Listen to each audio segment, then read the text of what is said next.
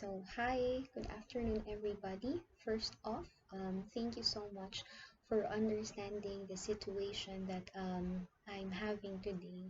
I really hope that I would meet you live right now. However, my two internet connection providers won't really give me a stable internet connection, and so I think it's not so wise for us to still push through. Okay, so what we'll do today is to actually talk about the introductory lesson, which is all about the types of curricula in schools and classrooms, and then the second part would have to be the discussion about the guidelines for your report, which will start next meeting. Okay, so I hope that the first batch of reporters, I don't know if you were grouped by pair or in groups of three, but whatsoever, I hope that you are already starting to prepare for the report. So later you will know the guidelines about it. Okay, so I hope that by this time all of you have read the saber-tooth curriculum. Thank you so much for those who have submitted their reflection paper, a short and simple reflection paper, and I also hope that you already got my feedback for your assignments. But for those who still haven't, don't worry, you can submit them late whenever it's possible for you to do so. But I'd really like to remind you that please do it as soon as possible, okay? So that you won't be bothered by it anymore um, at a later period of time, okay? So, as you know, the story of the saber-tooth curriculum was written in 1939, okay? So, curriculum then, as said in your module or as said in your manual, was seen as a tradition of organized knowledge taught in schools of the 19th century.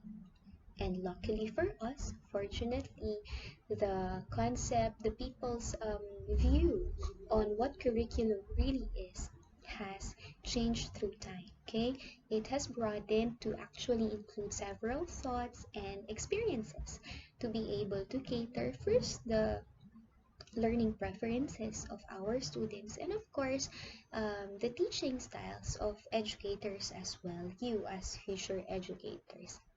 And so, my first question for you would have to be, do you think curriculum is important? Okay, I know that many of you, if not all, will tell me that yes, teacher, curriculum is important. But what's a more interesting question would have to be why? Why do you think is curriculum important? Okay, so I want you to pause this video for at least 2 minutes and think of your answer. What do you think is the reason that we need curriculum in the field of education? Okay, so pause this video for 2 minutes and then please resume.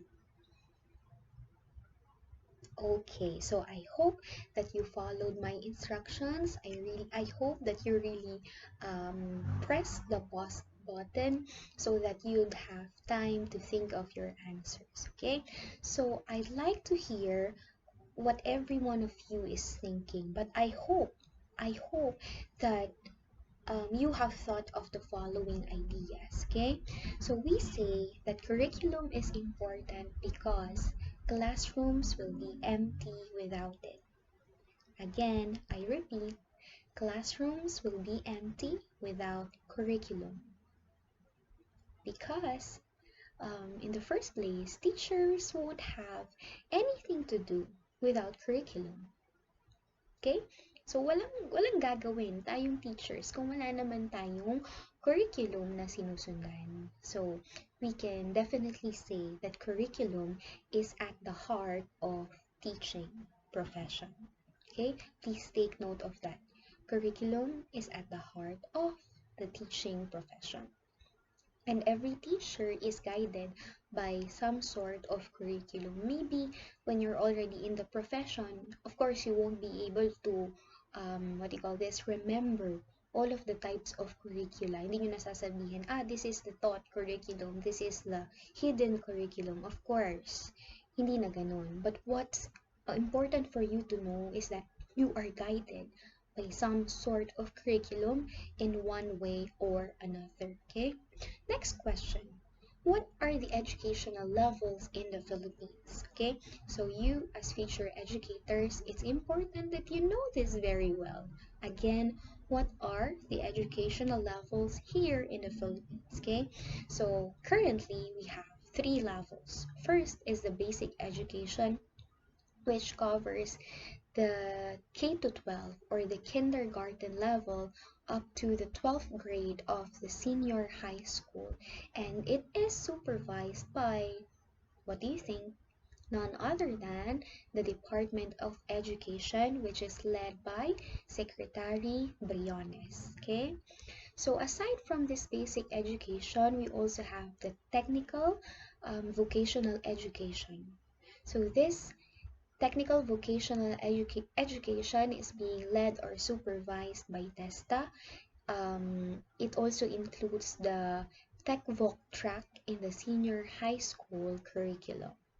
And lastly, we have what we call the higher education, which includes the bachelor's degree and the graduate's degree, and is supervised by the Commission on Higher Education, or SHED. Okay, so remember, once more, the three levels of education, the three educational levels here in the Philippines. That's the basic ed, the tech voc ed, and the higher education. Okay, so we'll continue our lesson on the types of curriculum. Okay, so hold on for a while.